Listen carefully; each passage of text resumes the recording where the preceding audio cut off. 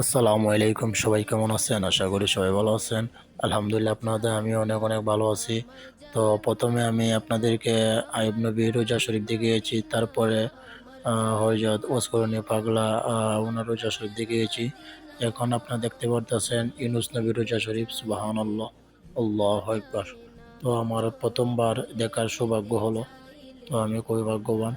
তো ওনার মাজার হচ্ছে ইউনুস নবীর মাজার, ওমান সালাল্লাহ। তো আপনারা সবাই জেনে থাকবেন ওনাকে মাছে ৪০ দিন পেটে রাখার পরে হজম না করতে পেরে এই সাগর থেকে, এই যে সামনে যে সাগরটা দেখতে পারতেছেন, এই সাগরের মাছে ওনাকে গিলে পেটের ভিতরে রাখছিল ৪০ দিন।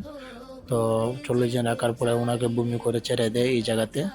তো ওই জায়গাতে যে জায়গাতে উনি শায়িত আছেন, ওই জায়গাতে উনাকে ছেড়েছিল বমি করে। তো উনি এখানে আছেন।